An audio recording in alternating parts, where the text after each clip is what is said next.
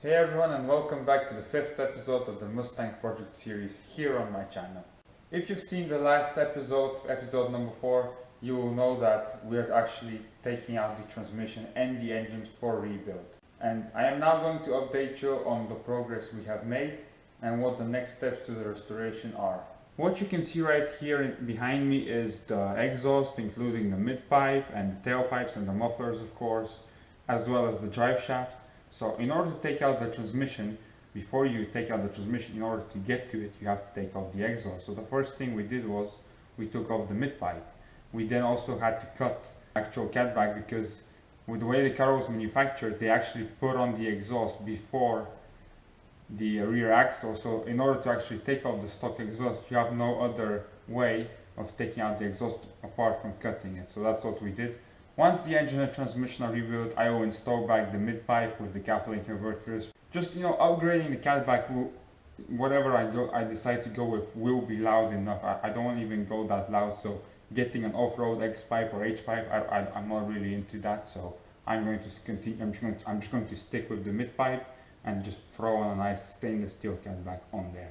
So removing the drive shaft and the exhaust, we could now take out that transmission, and that's in fact what we did yesterday.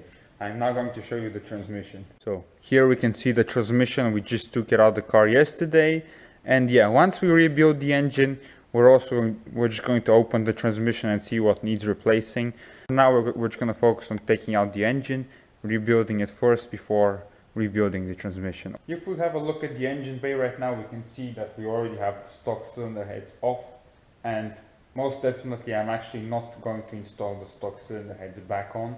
I'll explain that later on in the video. I'm going to upgrade. So as you may or may not know, I originally got another set of stock cylinder heads from the junkyard, but unfortunately it turned out to be a bad deal, because a number of the valves, a total of 7 of the valves, were bent or have like heat spots on them, so I had to replace them. Technically, if I was to use these cylinder heads, also the majority of the springs are are weak. They're not in the range on the specification sheet, so both the valves and the springs are not in good condition. And on top of that, the cylinder heads are a little bit warped. So for a stock pair of cylinder heads, that's a lot of work and money. So me and my father were like, hey, let's look for a better deal. And what we decided to do was, he found a good deal. For $200 we got a set of GT40 cylinder heads. Now so far it's going very good. All the valves I cleaned everything, even the rocker arms and everything. All the valves are in perfect condition, and all the springs are within the compression ratios on the specification sheet. So today I'm going to also check for cracks, to make sure that there are no cracks. However, the only bad news so far is that these heads are warped, so I will need to send them for resurfacing, both of them. But they're GT40 heads, it's not about 30 horsepower, so it was a good deal, so it will be worth it, and they'll turn out really nice. Yeah, my plan is that I'm going to finish rebuilding GT40 heads by the end of the semester, and as well, while there, I send them off for resurfacing and close by.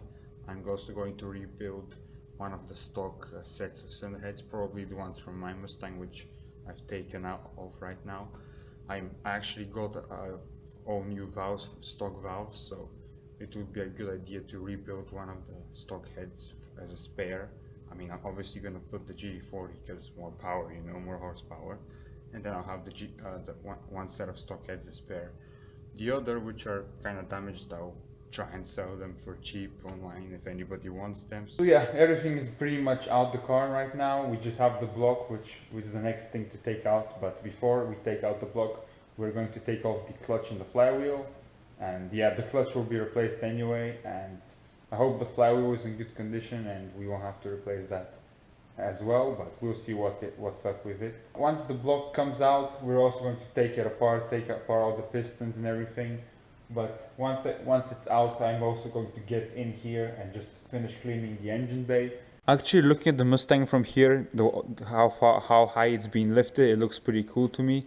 In fact, the first time my mom saw it, she almost freaked out. She couldn't believe, she was surprised how high we lifted the car. But it makes it easy to work like this.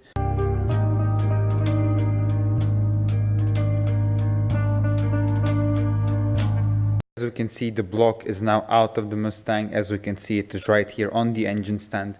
We just actually transferred it yesterday from the engine crane to the block, to the engine stand. The whole procedure went very smooth, no problems. Next step is to finish disassembling the block, get the pistons out, the camshaft, the crankshaft, and just inspect everything, examine.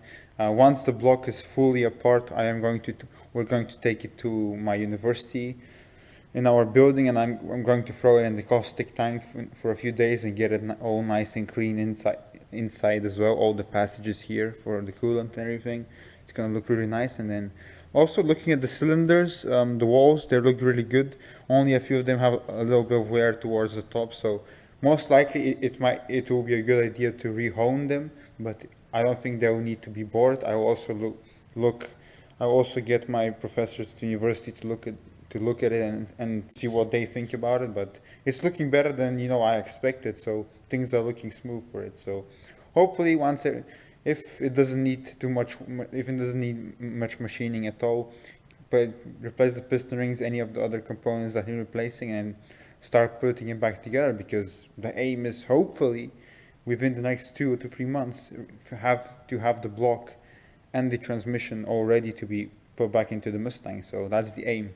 So yeah, that's it for this episode. The block and the transmission, including as well as you saw, the drive shaft and the stock exhaust, are now out of the Mustang. So the next step will be to rebuild the block and the transmission.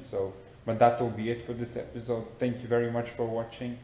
Don't forget to follow the Instagram for the Mustang, and I will see you in the next episode.